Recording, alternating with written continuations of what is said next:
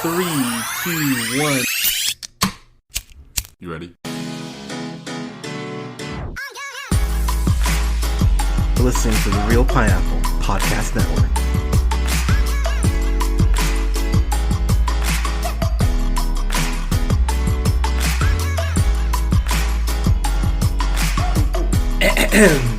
Good evening, everybody. Thank you so much for listening. This is the Real Pineapple. This is your humble host, Hunter. And man, don't you remember when we used to get Christmas movies in Christmas? Does that seem so long ago?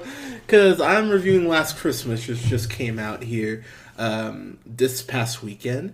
Directed, of course, by Paul Feig, who, of course, did Bridesmaids, the Ghostbusters remake that I'm going to pretend never exists, and actually one of my favorite comedies in the last decade in Spy. I think Spy is a truly brilliant comedy in the same vein of something as the Naked Gun movies.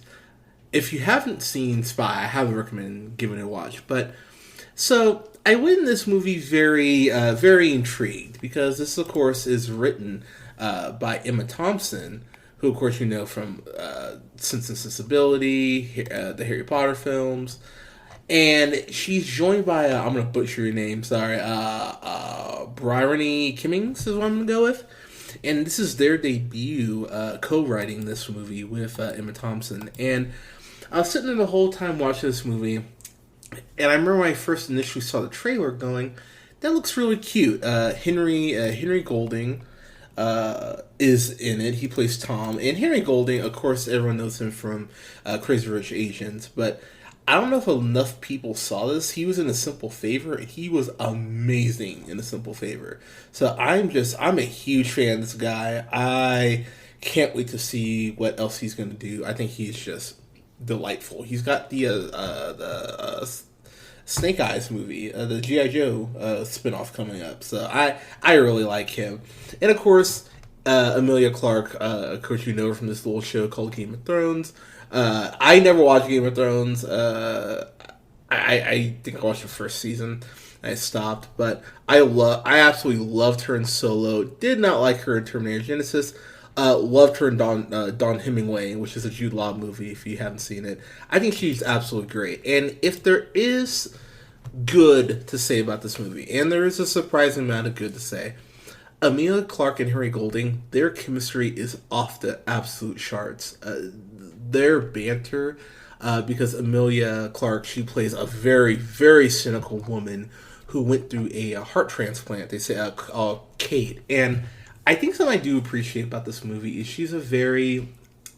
Kate is a very sex positive person. She's having one night stands, she's getting drunk, and I appreciate the fact the movie doesn't really censor that, because look, there are women who just like to, drink and fuck. I mean, hey, good for you. But the movie never slut shamed her about that. So I give the movie a lot of credit for that. I think if a guy had written this, it would have come across less, I don't want to say less positive, but it would have become across less normal in that sense. I think a guy really would have gone the slut shaming route if they were writing this. So I was really happy Emma Thompson wrote it just from that perspective alone, because she's having one night stands. Now the thing that is bad is the first one night stand she has, the guy is married, and if the movie gets close to slut shaming, this is kind of where it does, because the wife comes home. She goes home with this guy. He goes, "Hey, good morning, beautiful," which the moment he said "good morning, beautiful," kind of in that way, I was like, that's a little odd. Not like guys wouldn't say that, but I just went, you're hiding something. So he goes to the market to get her, I think he goes to get to cook for her. So he leaves the loft, and the wife comes home while she's in the shower. And it's a really awkward scene, and you feel bad for the two of them having to go through that interaction at all. And so she ends up throwing Kate's stuff out just on the street, and even yells at her like, "It's never your fault, is it?" And so that's the closest the movie really got to slut shaming. But Kate is really cynical. She's hilarious. I haven't really seen Emilia Clarke get to be funny.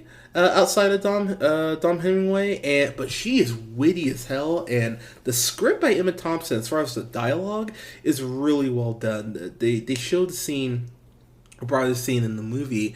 There's a scene where Kate and Tom, Henry Golding's character, they're walking down this kind of not like a back, like a side alley, and she even tells him, asks him like, "Oh, how many women have you killed in the spot?" And he even goes like, "Well, it says something along oh yeah, oh that's what she says. She asks, "Has anyone ever told you you look like a serial killer?" And he even says, "Oh, never more than once." And she kind of looks at him like, and it's really cute how he doesn't put up with her shit because.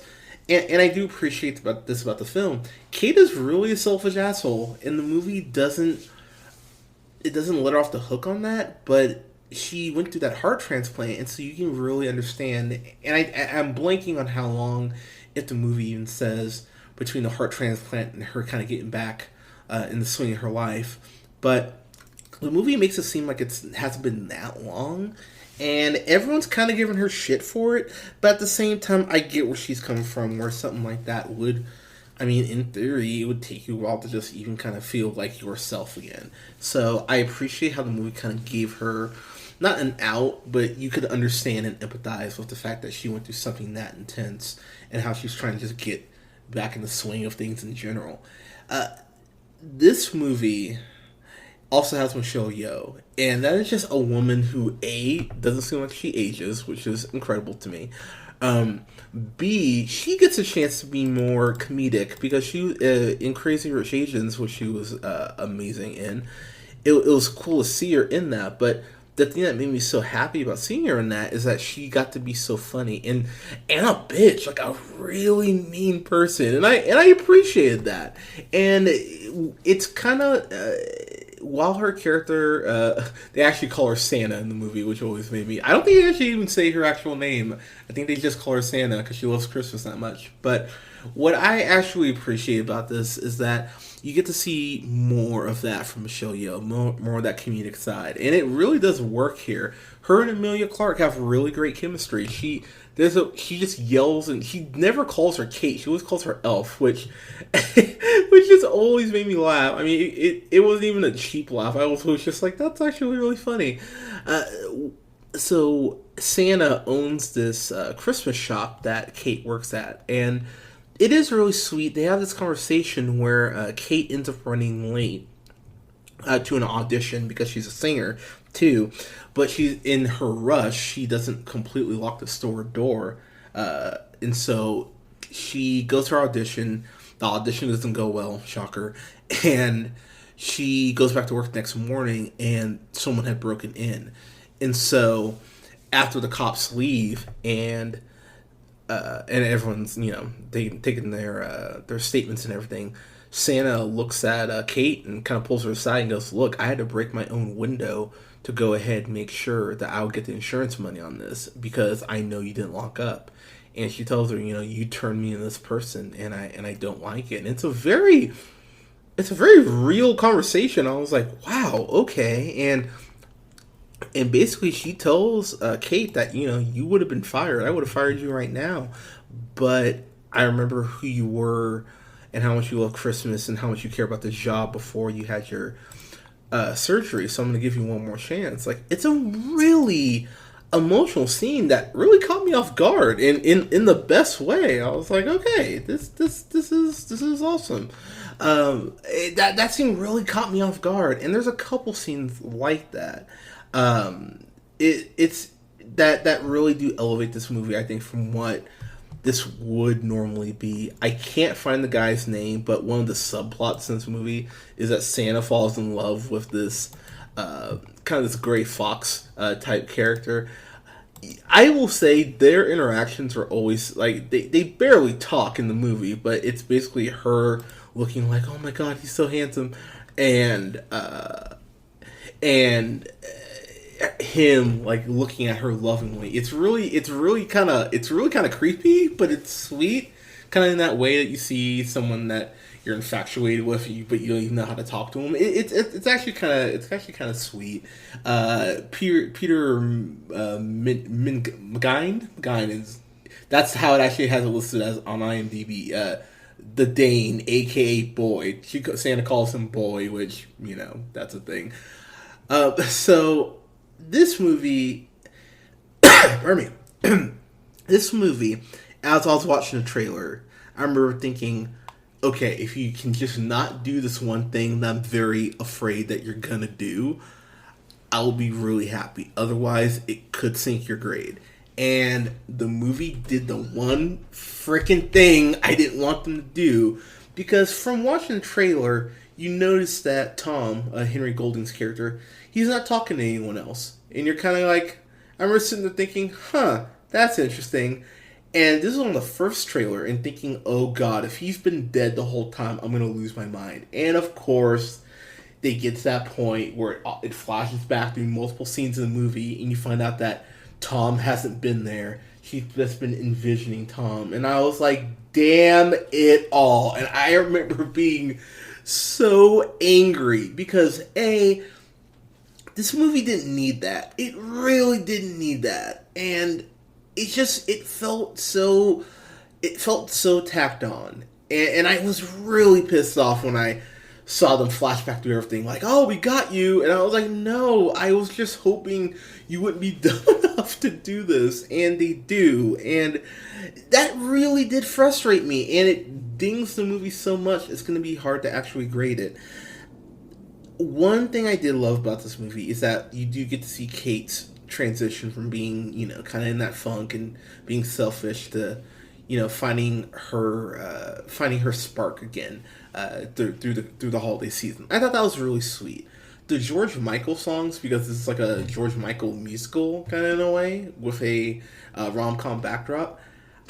His music does work really well in here, and there's a point where she's outside singing, not Last Christmas, but oh my god, Sleigh Bells, or Deck the Halls, pardon me, where she's standing outside of this homeless shelter, singing Deck the Halls and taking donations. It's a really sweet scene.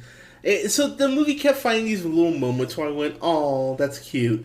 But then when they pull that twist that he's dead the whole time, I went, oh, I kind of hate you, and I don't want to give you credit for all the good stuff that you just did. So it's frustrating for me to know even kind of what to give this.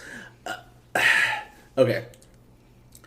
Oh, and Emma Thompson's actually in the movie, too. She plays Emilia Clarke's mom. And she's Adelia. And I thought she was really funny. Like, the chemistry between the main leads it's incredible. I would have loved to seen Tom interact with Emma Thompson, but of course we don't get that because he's dead.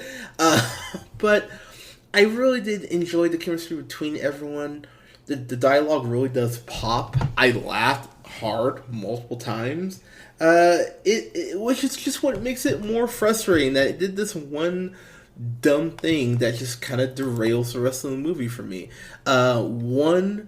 One scene that just really broke my heart is where she's still fighting with Tom, like they're kind of like he's kind of courting her, and she talks about how she needs him and how she goes to find him at one of the spots they normally hang out at, and she kind of does these goes to all the spots they normally see each other, and how she can't find him. She says, look, I looked for you, I needed you, and you weren't there. And she says, I'm not going to heal my heart, then give it to someone else to break. And I went, fuck, that's a great line. I like that. It really caught me off guard and hit me in the feels.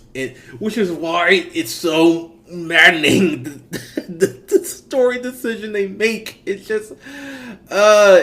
really makes me sad. And there's this one scene where they end up in this, Tom shows her to this secret garden, and it's such a cute scene, such a really well romantically done scene. Henry Golding, man, this guy's special. From a guy who can jump from something like Crazy Rich Asians to this, and have a simple favor in between. He's a really talented dude. I really just want him to get to do whatever he wants, because just reading interviews and stuff with him and watching him on TV, he seems like the nicest guy. And I always love to see, just good people on the come up and see him in seeing stuff that I enjoy. And I thought, was my favorite part of this, as much as I love Emilia Clarke.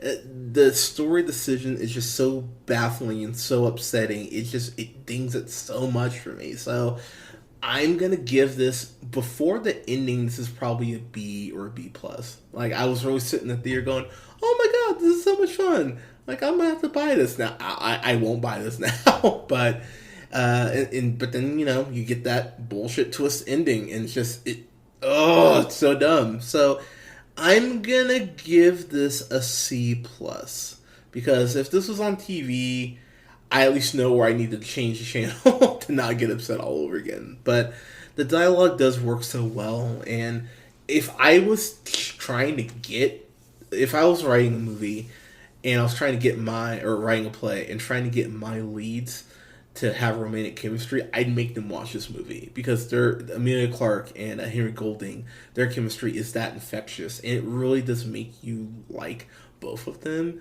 Even Kate, when she's going through her hero's journey. So it's frustrating, because this could have been a B plus, A minus movie for me if they just hadn't done that stupid dumb ending. So what are you gonna do? But I saw this on a oh my gosh, when did I see this? I saw this last week. But if you saw this like an early matinee, like Cinemark does the $5 movie Tuesday, I wouldn't be mad if you said, "Hey, I want to spend $5 on this." I think that's fair. But as far as seeing this at an early matinee or above that, I just don't think it's worth it for what it gives you in the end. But guys, have you seen Last Christmas? What'd you think? Let us know in the comments below. You can go ahead and like us on Facebook at The Real Pineapple. Go ahead and interact with us. Let us know what you guys are seeing, what you want us to review. Always love to interact with you guys. You can find yours truly on the Twitter at JHunterRealPineapple. You can find Colin on Twitter at Nearmanthefirst. Good God, that's Scott. You can find Colin on Twitter at TheReal. That's REEL O'Neal. You can find Scott on Twitter at Nearmanthefirst. And you can go ahead and subscribe to us on SoundCloud, Apple Podcasts, Google Podcasts, Podbean, Stitcher Radio, and Spotify at The Real Pineapple. Don't forget to go ahead and rate us and go and share us out. We love to interact with you guys. Guys, thank you so much for listening. We'll have reviews up this next weekend for Jojo Rabbit. I'm actually going to go see the Fandango event, the Twilight Zone 60th anniversary. So I'll have a review on that. And we'll have a review this weekend for Charlie's Angels. Guys, thank you so much for listening. Have a great night. Take care. And happy Veterans Day.